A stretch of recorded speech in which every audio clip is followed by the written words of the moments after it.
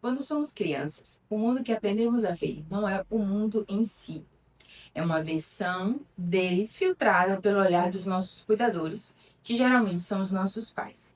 Eles nos ensinaram, sem maldade, como interpretar amor, medo, rejeição, conflito, conexão e segurança. Esse é um processo natural do desenvolvimento humano. A criança necessita internalizar modelos de mundo para sobreviver. Mas o que acontece quando esses modelos carregam feridas emocionais? E, mais importante, como podemos descobrir que há uma outra realidade possível, além daqueles que nos criaram? Para responder isso, vamos fazer um paralelo com um clássico da literatura, Alice no País das Maravilhas, e entender como ele simboliza o processo psicológico de expansão da consciência. Na psicologia do desenvolvimento, sabemos que os primeiros anos de vida são críticos para as nossas relações futuras.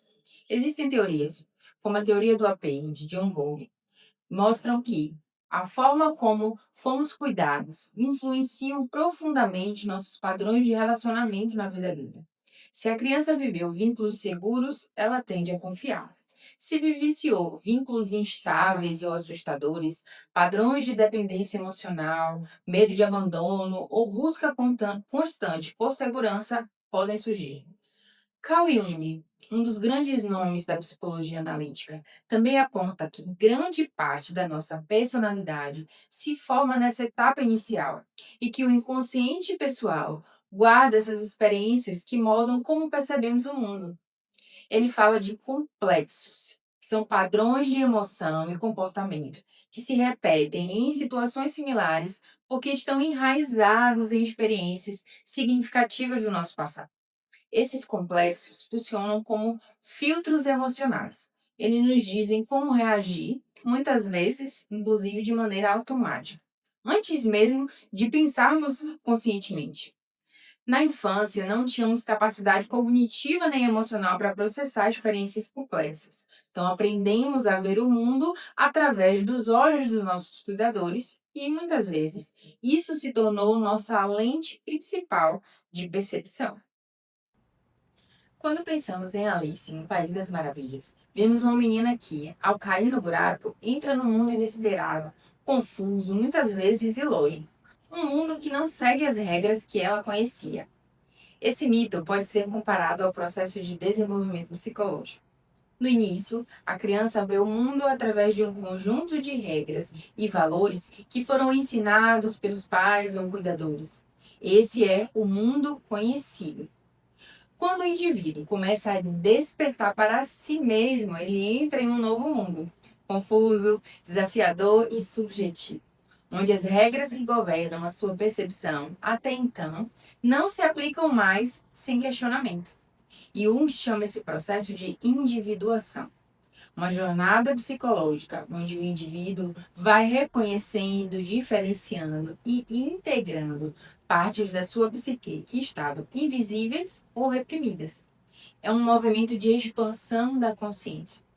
Assim como Alice precisa se adaptar a um novo mundo para sobreviver e crescer, na nossa psique há uma tarefa semelhante: sair da identidade limitada pela história familiar e entrar em uma relação mais ampla e consciente com o mundo, os outros e consigo mesmo.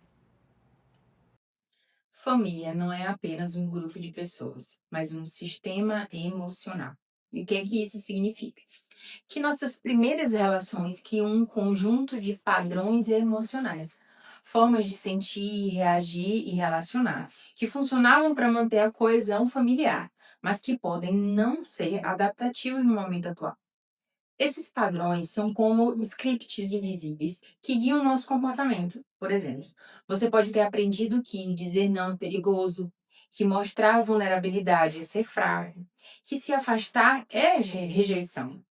Esses scripts, embora tenham tido uma função no passado, podem criar repetições emocionais que limitam a sua autonomia e a sua capacidade de criar relações saudáveis. Jung acreditava que esses aspectos não percebidos da nossa psique, nossa sombra ou partes inconscientes, precisam ser integrados para que a personalidade se torne mais ampla e autêntica. um processo que ocorre depois que reconhecemos e integramos essas partes. Muitas vezes usamos máscaras, que seria tentar demonstrar o que achamos que deveríamos ser, em vez de mostrarmos quem realmente nós somos. E isso cria relações superficiais e infelizes. É importante diferenciar moldar e determinar. A infância cria uma estrutura inicial para nossos relacionamentos. Ela influencia, mas ela não nos prende para sempre.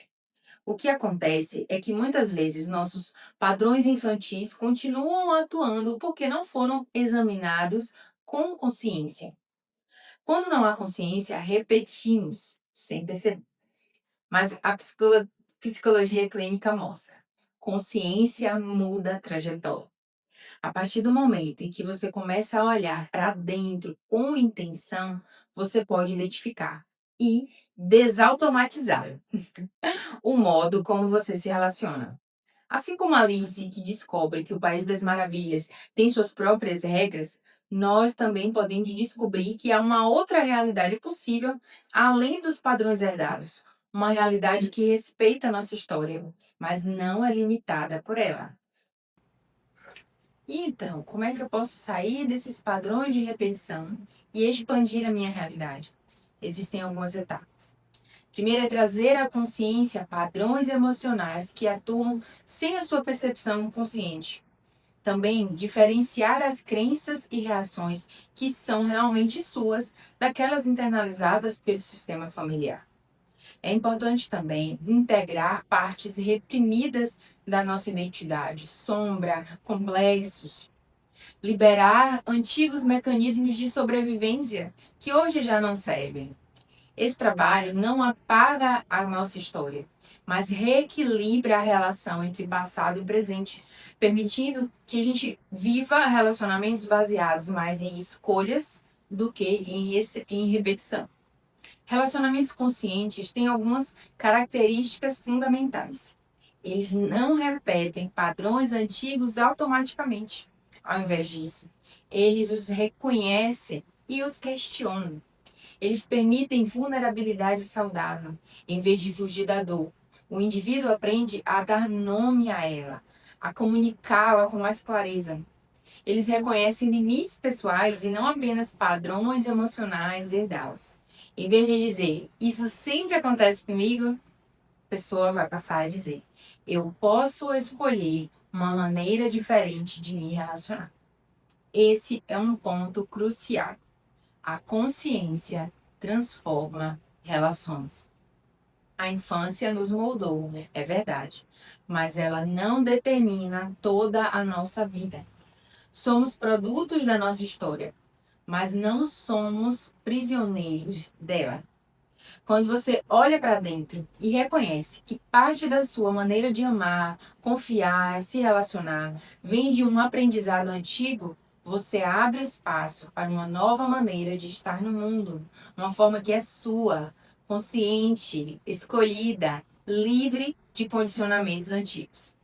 Assim como Alice descobre que há um mundo além do buraco do coelho, você também pode descobrir que existe um país das maravilhas, para além das crenças herdadas.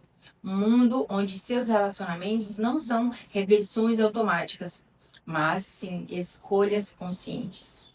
Se quiser aprofundar esse processo com acompanhamento, podemos caminhar juntas nessa jornada de expansão emocional e consciência relacional.